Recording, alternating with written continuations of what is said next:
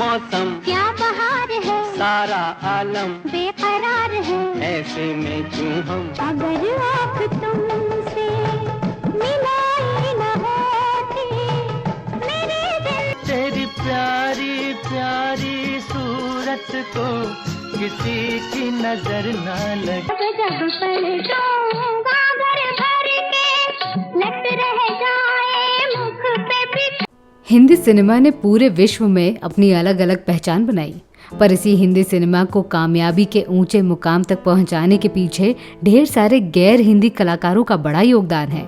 उन कलाकारों को अक्सर भुलाया जाता है। आज हम ऐसी ही गैर हिंदी कलाकार के बारे में बताने वाले हैं जिन्होंने एक से भी अधिक भाषाओं में काम करते हुए ढेर सारे अवार्ड्स अपने नाम किए। इतना ही नहीं, कर्नाटक में उन्हें अभिनय की सरस्वती भी कहा जाने लगा। वहीं तमिलनाडु में उन्हें कन्नडा's पैरेट इस नाम से पहचान मिली। उनके नाम दर्ज है एक बेमिसाल रिकॉर्ड। बतौर लीडिंग एक्ट्रेस उन्होंने लगातार 161 फिल्मों में काम किया है। भारत का कोई भी कलाकार उनके इस रिकॉर्ड के नजदीक तक नहीं पहुंच पाया है। इसीलिए साउथ इंडिया में उन्हें प्यार से अम्मा कहा जाता है। भारत सरकार की तरफ से उन्हें पद्मश्री और पद्म भूषण जैसे अवार्ड्स मिल चुके हैं। जिस जमाने में वैजंती माला और पद्मिनी, रागिनी, ललिता इन 3 त्रावणकोर बहनों ने नृत्य कला और अभिनय का एकीकरण करके भारतीय फिल्मों में राज किया, उस जमाने में सरोजा देवी ने एक क्षत्रिय बल से सिनेमा घरों पर राज किया। नमस्कार, आदाब, सत श्री अकाल, हेलो दोस्तों, आप सुन रहे हैं मेरी यानी अनामिका की आवाज़ आपके अपने चैनल पर, जिसे कहते हैं biography and real life story. Bhyrappa Saroja Devi का जन्म 7 जनवरी 1938 में बेंगलोर में हुआ था। वे अपने माता पिता की चौथी संतान थी। पिता भैरप्पा मैसूर में पुलिस अफसर थे तो माता रुद्रम्मा घर संभाला करती थी। सरोजा देवी के नाना मायना गौड़ा सरोजा देवी को किसी निसंसान इंसान के हाथ सौंपना चाहते थे, पर पिता भैरप्पा ने सरोजा को गोद देने से मना कर दिया। भैरप्पा अपने बेटी के प्रति बेहद आशीर्वादी थे, इसीलिए वे सरोजा को नृत्य प्रशिक्षण देने लगे। कम उम्र में तालीम मिलने के कारण सरोजा देवी नृत्य कला में माहिर हो गई और यहाँ से उनका फिल्मी सफर शुरू हुआ। स्टेज शो से शूटिंग सेट तक का सफर बहुत तेजी से गुजरा और मात्र 17 साल की छोटी उम्र में उनकी पहली कन्नड़ फिल्म महाकवि कालिदास रिलीज हुई। अपनी पहले फिल्म के साथ सरोजा देवी ने सफलता के तारे देख लिए। नृत्य कला में इस कदर तक डूब जाने के पीछे उनके माता पिता ही थे। पैरों में सूजन आने तक सरोजा देवी नृत्य का अभ्यास करती थी और पिता भी उनका साथ देते थे। भारतीय परंपरा की शालीनता देखते हुए उनकी माता नहीं चाहती थी कि उनकी बेटी अंग प्रदर्शन करे। इस प्रकार का अभ्यास और संस्कार के कारण सरोजा देवी कन्नड़, तमिल और तेलुगु भाषाओं की अव्वल अभिनेत्री बन गई।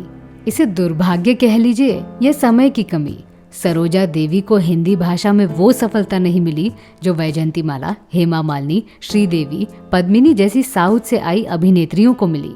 फिल्म इतिहासकारों का कहना है कि सरोजा देवी का चेहरा वैजंती माला जैसा था। इन दोनों अभिनेत्रियों का कार्यकाल भी एक था, पर सरोजा देवी से पहले वैजंती माला ने हिंदी सिनेमा में डेब्यू किया था। सरोजा देवी का असफल हिंदी करियर के पीछे ये भी एक कारण था कि वो उर्दू इतनी अच्छी बोल नहीं पाती थी। बाकी सुंदरता और अभिनय में कोई कमी नहीं थी। दिलीप कुमार की पैगाम उनकी पहली हिंदी फिल्म थी। उसके बाद ससुराल फिल्म रिलीज हुई जिसमें सरोजा देवी के नायक थे राजेंद्र कुमार। इस फिल्म के इस गीत ने तहलका मचा दिया था। तेरी प्यारी प्यारी सूरत को किसी की नजर न लगे, चश्मे बदूर। इस गीत के कारण सरोजा देवी की खूबसूरती के चर्चे होने लगे थे। हिंदी दर्शकों को पता ही नहीं था कि जिस अभिनेत्री को वो वैजयंती माला के साथ तुलना कर रहे हैं वो साउथ इंडिया की सबसे सफल सुपरस्टार एक्ट्रेस है।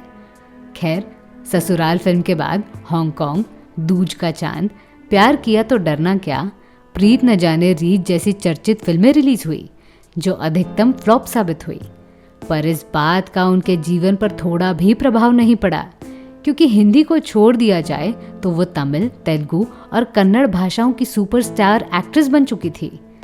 कहा जाता है कि सरोजा देवी के पास हिंदी भाषा के लिए थोड़ा भी समय नहीं था। अपने जीवन के इसी स्टारडम में उन्होंने श्री हर्षा से शादी कर ली और 1967 में फिल्मों से संन्यास लेने का मन बना लिया। एक दिन सरोजा देवी राजेश खन्ना की आराधना फिल्म की प्रीमियर में थी। वहां उनकी मुलाकात दिलीप कुमार से हुई। दिलीप कुमार ने उन्हें समझाया कि उन्हें फिल्मों से इतनी जल्दी संन्यास नहीं लेना चाहिए।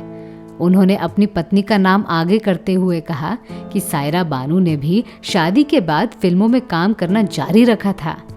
इस बात से सरोजा देवी प्रभावित हुई और अपना फैसला बदल दिया।